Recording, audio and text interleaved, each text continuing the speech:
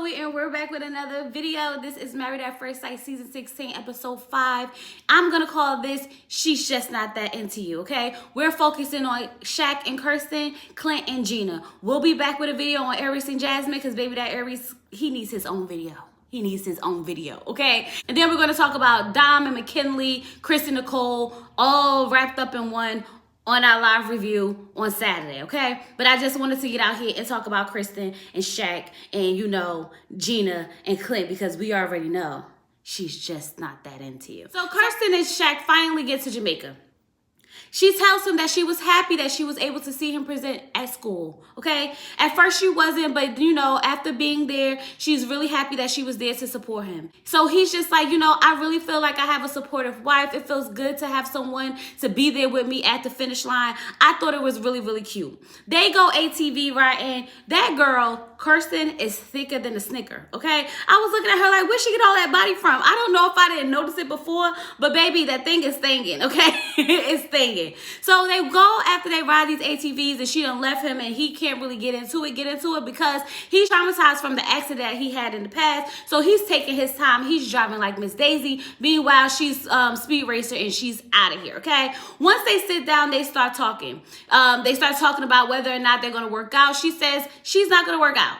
She's on vacation. She's in Jamaica. She does not have time to be doing the 1, the 2, the 3, and the 4. He said he's going to work out because he still got to look good. She says, I just hope that these pounds don't catch up to me once I leave. He tells her that not to even be worried about it because it'll still look good on her. He thinks that she's very beautiful. He's very attracted to her. And he still get butterflies, just like he did since the first day that he saw her. Shaq is only day 3. Of course, you still get butterflies. Holla at me in a couple of months. Matter of fact, holla at me at the reunion on decision day, then tell me if you still get those butterflies in your stomach because I got a feeling you won't, okay? But anyway, that's neither here nor there. When they're sitting down, they're talking, and you know, after he told her how attracted he was to her, she was like, you're growing on me. And he was like, what? And she was like, yeah, I mean, I wasn't really attracted to your bald head at first, but it's other things about you that I'm kind of attracted to. A lot of married women say it.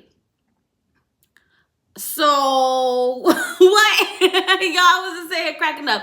Basically, what Kirsten is trying to tell him is that a lot of people she know when they get married, they be like, I wasn't really into my husband. I wasn't really attracted to him, but he kind of just grew on me and he chased me until I just gave on in. She think this is about to be her story that she's going to be telling in a couple of years. Baby, it's not, because as much as I think that y'all are perfect for each other on paper, I just don't see this working. You're going to sabotage this Christian, and I already know it. Unfortunately, we can count this couple out. I don't want to. I'm holding on for hope, but I can promise you it won't last, okay?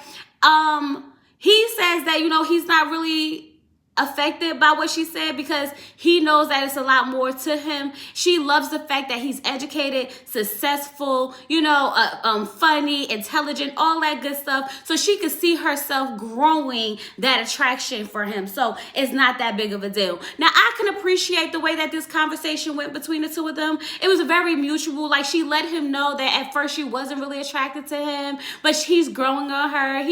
She really likes his personality, that type of stuff. You know, like a conversation, not more so of an attack, Gina, okay? But let's keep going. She asked him about, you know, the fact that they don't be kissing like that. And does it affect him in their connection? He basically tells her, you know, like, you know, I'll give you forehead kisses. She tells him she's still affectionate with him and whatnot because she's not really a kisser. Kissing is not her thing, and she doesn't think she's a good kisser at that, okay? And I was like, she got nice full lips. She probably is a good kisser. She just don't want to kiss him, in my opinion. We already know what this is about. Why are you asking him how he feel about kisses when he asked you for a kiss and you told him no? Honestly, I felt like that moment, that conversation was like for him to go for the kiss, but he wasn't picking up what she was putting down because I don't think she was really putting it down, if you get what I'm saying, right? I would say that this all was great. Right? The fact that they had this open line of communication, they was honest with each other in a respectful way, and how she's still affectionate with him even though they're not kissing and whatnot.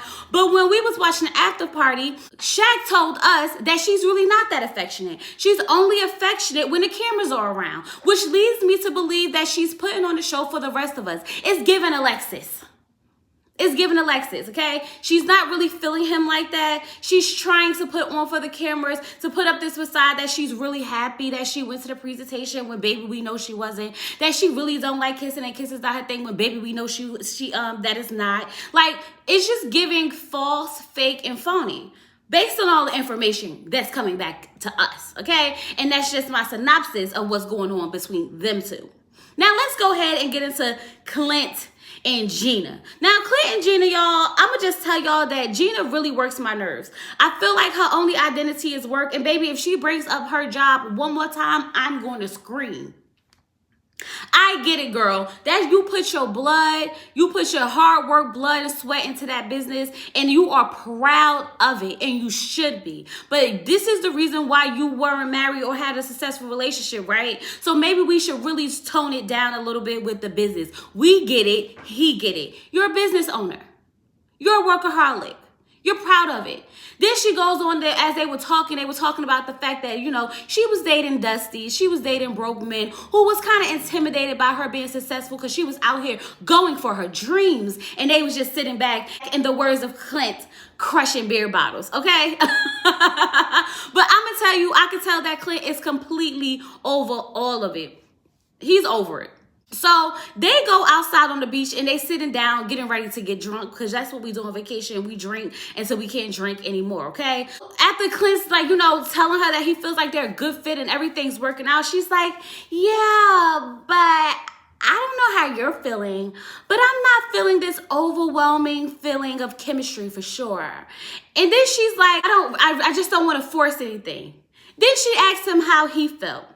Now, one, you blindsided him because he was sitting there basically saying that it's a vibe between y'all two. And you basically shot him down and said, nah, it's not. I'm just not that into you, bro, okay? So then after she let him know that she's not really feeling the chemistry, she asked him how he was feeling, if he felt the same way. He looked stuck for a second like, I don't know how we got here. But he was like, you know what? I feel the same way. Clint, we know you don't feel the same way because just the night before you was up in that bed with your clothes off, ready for her to jump on you. The physical attraction is definitely there for you, sir. The way you was caressing her back when you was taking off that dress. So no, it's not a mutual feeling, but we just gonna let you have it because she definitely blindsided you. So I'm gonna let you have that moment, okay? But so he's like, well, the experts matched us for a reason, you know, and I'm committed to, you know, figuring this out. So then she just goes into this whole thing about not attracted to red hairs and ginger features and things like that. And I was like, why would you, girl, what? See, all of that was uncalled for. It was uncalled for because he was just sitting there like, oh, wow. He said that, you know, this is his wife. Attraction could grow, and he's going to try to, you know, make this thing work and figure it out. They sit back and he's still trying to clean this up. This mess that she keep pouring onto the ground. He's still trying to sweep it up, but it's not working. It's not working because it's all on sand, okay? He keeps sweeping the sand, but it's not going anywhere, okay? Because she wants to continue to tell him how he's not her typical type and how she doesn't like men with ginger features. It's the gingers and the redheads for her. All I'm going to say is that this conversation did not need to be had this way. You see how Kirsten had her conversation when she was talking to Shaq and she was telling him, you know, at first I wasn't really attracted to your bald head, but it's everything else about you I kind of like. She literally just said, I had a relationship like that before and it kind of works. So I figured this could too, even though you're not my typical type. I don't really like I don't like ginger features. I don't like red hair. And then every time he was trying to, like, you know, gloss over it, she had to reiterate the fact that she doesn't like red hair and ginger features. He should definitely be offended. I want her to keep that same energy when he says that he's used to dating slender women, because you basically just attacked this whole man's features, like his physical features, the color of his hair, the complexion of his skin, the features that he had, you attacked. And so you cannot get in your feelings when he says that he used to date slender women when you are not one of those slender women. Because one thing about this all, you can change being bigger or slender. He can't change his facial features. She just made me so mad because I was sitting here trying to figure out, like, girl, where are you going with this? One thing about it, and two things for sure, she's going to gas herself up, and she wants to make it seem like the men she was dating was just not, they felt inferior to her, or they felt intimidated by her, when in all actuality, it's her. I'm getting the vision that it's her, because there's no way that you could really sit here and not see a problem with how you approach this. There's nothing wrong with you having a type, but there's a way to put it out there. And that was not the way. Sorry, Gina. Sorry. So I'm going to keep my energy for you on the next episode when he tells you what he's used to, since you're used to something. Because if he would have came out and said, I'm used to dating slender women and you not that, you would have had a heart attack right then and there. But it was okay for you to tell him that you're not attracted to his features and his red hair. It's not your typical type. Answer a question that he did not ask you. He didn't even ask you what's your type. He didn't even ask you if he's your type. You offered that information. Baby, all you had to say was, I'm used to dating a different type of man. But I'm really excited to see where this can go. I'm open.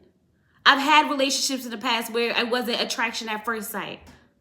But you went into all these things about this man's, literally his physical features that he can't change. And that's messed up, bro. That's messed up. That's all I got when it comes to Kirsten and Shaq. And that's all I got when it comes to Clint and Gina. Y'all, she's just not that into y'all. I'm sorry to tell you, bros. But it's the bald head. It's the ginger. It's all of that for them. They gonna play this thing until they can't play it no more. But trust and believe, this season is going to get messy. Okay, y'all, go ahead, sound off in those comments. Remember, I will be answering your comments in my shorts. So go ahead and tell me what you think about these couples. And don't forget to like, comment, and subscribe. And I'll talk to you guys later. Peace.